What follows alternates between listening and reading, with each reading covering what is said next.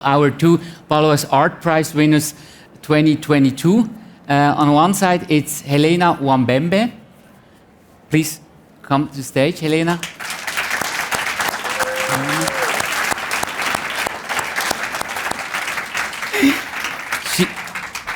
Let's take a seat. She lives in South Africa.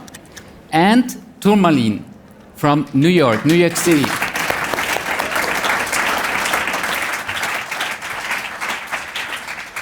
Please take a seat. Okay. Helena, it's what you brought here to the art is a living room. Actually, there are two rooms. So the first time I went to the booth, I just saw the first room, and then there's the curtain, and behind there is a second room. It resembles a TV room.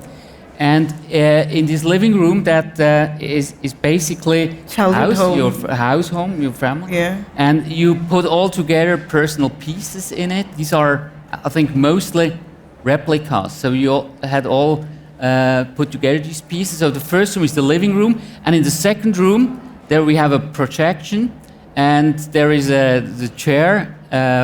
It's your father's chair, and usually you're not allowed to sit in this chair. It's like a throne, but here you're allowed because it's also a replica. I think that's why it's allowed. So and the second art piece, Tourmaline, she brought us a film. The jury told us it's professional and personal in one, so it's almost Hollywood. And the film is put together from two pieces. One is your own film where you walk through a botanic garden in Brooklyn, and the other pieces are from an activist, Marsha Johnson, and she was a transgender activist in the 60s until the 90s. And there you see also then some footage from her funeral. Mm-hmm. We come to this afterwards. So that's a little explanation about two artworks. But before we start, I mean, statement, it's about emerging artists. So we have to know where your origins are. So where you're coming from, what brought you to the art, what are the drivers that brought you to the art, Helena? Oh, I now that I'm thinking about the journey, I always knew I wanted to be an artist. I come from a family, even though it's military background, they were very creative people with books around. My one brother, he does better art than me, but you guys are not allowed to know that. And it's just something I always wanted to do, and I got to do it. I did it from high school, and I decided to go study it as a career choice, and with a bit of fears that is it viable? Like a lot of people ask me, like, is it viable? And I can safely say yes. Yeah. And if we go to your artwork you brought to Art Basel, that's about remembering, I would say, and also about telling the past in another way, or in a through way, because you said that because if we remember things, we don't always remember them how they really were. Yeah. So there could also be that we remember it wrong, or that history would be told on the wrong side. So guide us a little bit through your piece. I think with objects, with any part of history that we are in, objects says a lot. The material we use, when like in the creation of objects, things, waste, clothing, says a lot. And in this room that I created, this living room, these objects for me were keepers and are keepers of secrets, memories. They tell of the time that I was thinking of, and it tells of the time I remember in my mom's house in Pomfret, in many homes in Pomfret. And it's about remembering to forget, remembering others and sharing, and these objects that are very personal yet very public, that's personal and private, but that is shared, remembers things that it has attempted to forget. Yeah. And most of the objects, are there replicas? So did you rebuild it? Yeah. And through, I mean, what was the process when you were rebuilding that? So did you also change it and started from new?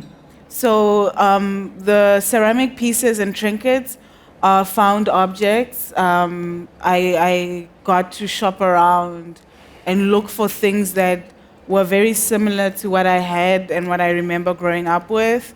And I intervened in them as to how I really viewed them. There are a lot of the things, they were like things we would never play with as children. Like, it was there to be looked at, not to be used. And I got a chance to intervene into them, to interact with them, with the meaning that they hold. A lot of the times, these objects replicated very Western homes, very white homes in Pomfret. And I re-looked at them as to what they mean, what past do they hold, what possibilities they could hold, moments of contemplation, moments in attempt to rebel in this very structured, pristine place that is layered with history, trauma, but we make it as beautiful as possible, as neat as possible. And you also invite the visitors to sit there and have a cozy and be... Yeah, so in the shadow room or memory room that I call is, I think it's a moment of thought and contemplation. The room is quite dark, and you have, the only light source you have is a projection playing of a story that I wrote called The Armchair, that looks at this armchair that is empty, but it signifies power and authority and patriarchy. In many homes, the armchair is usually reserved for men, but we know that in many homes, women are the holders of these homes, and it's a moment of thinking, what if a lot of the women actually just took that seat? And women are doing that now, but there are also places where women aren't able to. So it's a moment of contemplation, of taking that seat. And I think I enjoyed the fact that I created it at the fair, and there are people who actually do sit down and have a moment to reflect. Not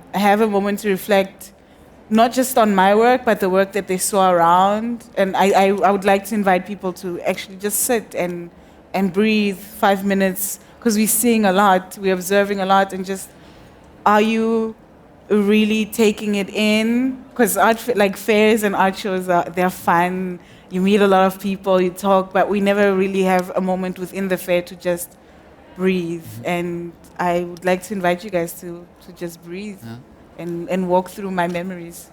And I was wondering, that's because also, that's why it's a little bit darker. It's not just a pragmatic decision because there is a projection. So that it's a little bit darker, the shadow room has a meaning, so that you're more calm and, let's say, forget the fair for some minutes and deep in, deep dive. Yeah, deep in, deep out. And I think I remember someone a while back, like years ago, told me, like, your work is so dark, it's so heavy. And I was a bit shook by that, but I am a person who embraces that darkness and actually uses that darkness to reevaluate things and to really look at things the way they are. So yeah, but come and breathe. Yeah. So Tourmaline, I'm also from your side. I mean, you are an artist, a filmmaker, an activist, a writer. Did I forget something? So you're and where's your origin where are you coming from? I think you don't limit yourself to one of these, so you want to be everything. You know, to me, it's so important to find ways to channel my creative flow. And my film, Pollinator, which is upstairs, seeks to bring these different aspects of my life. And it's the first film that I, turn the lens on myself and I incorporate myself into. And then I also, it also incorporates footage that I took of my dad in 2005 in Memphis. And he was a person who really just inspired and championed my creative practices. So whether it was writing or, there's a series of 5 photographs that are self-portraits that are also part of the booth. And, the footage of my dad was a place in Memphis. It was my grandparents' home where I had done portraits of my family as I was growing up. And then it also incorporates this zero gravity flight that I took. It's called the NASA Vomit Comet because they ride like parabolic to the Earth, and you don't leave the orbit, but you're just like flying in a parabolic way, so you're weightless. And to me, that felt really important, not just because Marsha B. Johnson was someone who always was about this kind of celestial expanse. How do we bring thought beyond where it is right now? How do we improve our cultural landscape so more of us can feel accepted or free or pleasure or rest or, dig into who we are and allow our memories to be fuel for our future? So that's part of why I incorporated that, but also because as a child, I had these dreams of not just doing art or writing, but also feeling free in my movement. So like going to space. And that feels like an important part of the Pollinator film. So there's a level of like playfulness. And it's also the heaviness that you talked about with Marsha's funeral footage from 1992. And as an activist, her life was one that I really gravitated to. I really needed a hero. I really needed someone in this moment when I was in this world and people weren't, having a similar kind of experience as I was. And there was a lot of misunderstanding, and I gravitated to Marsha's life. And this is, a while ago, in the first kind of film that I worked on, it was a group film. It was an activist film. A group of us came together to talk about our lives and share it with each other. And I remember sitting in a room with the audience about this size and screening the film and feeling so powerful that something that I helped to collectively put together was being viewed by an audience of people who I really cared about and loved, and also could further then understand me. And I just felt a sense of power in that moment. So the booth with Chapter New York is really kind of bringing those elements of my journey from photography, from finding this person who has been such a part of my kind of activist path. And then I made a film about Marsha, which led to the film that is currently at the Venice Biennale that I'm exhibiting in, about this person, Mary Jones. So it really is kind of a culmination, a crescendoing of this other work that is so personal. I've never before turned the camera in a video or a film on myself, or showed my dad. So it feels really intimate, and it feels really powerful to juxtapose that with really pristine images of flowers, of pollination. How do we disperse an idea? How do we disperse a feeling? That's, to me, a lot about what pollination is about. And the flowers are really important in this Yes. film. And what I was wondering, I mean, the film you took from yourself is black and white. Yes. I looked at it twice, and then I realized there is this one sequence after Marsha's funeral, Yes. where it's colored. So I think that's by purpose. Absolutely. I mean, to me, I think it's also fun to play with kind of audience expectations and lead people on a journey, that reflects back the kind of path. My path hasn't been linear. It has been kind of some of it's been over here and really joyous and fun, and then there are these moments where it's really clear that I'm getting like off the path, but that's part of it too. So I feel like I wanted to incorporate that feeling. Yeah.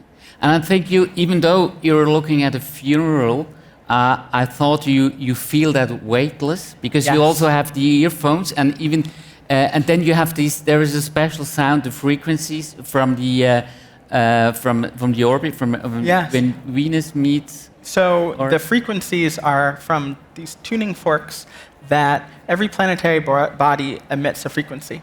And so Venus takes about 224 days to travel kind of around. And so what happened was that 224 days, that amount of time was converted to hertz. And then I worked with this really powerful composer, Danny, who brought up the octaves because you can't actually hear that. And so the tuning, the tum, throughout the film corresponds to Venus's frequency. And that to me felt really important too because Marcia talks about wanting to go to Venus. And her physical death, leaving her body, she frequently, said that's going to be me going to Venus. Yeah. So we really have two winners with two art pieces you have to experience, and that's the good thing. You just don't stand in front of an object. You really can experience and deep dive into it. And I invite you to do this tonight or at another occasion at the art. Our chairman will now officially name you Baloise Art Prize winners 2022. I will invite our chairman, Thomas von Planta, to the stage. Yes, thank you. Wow, thank you.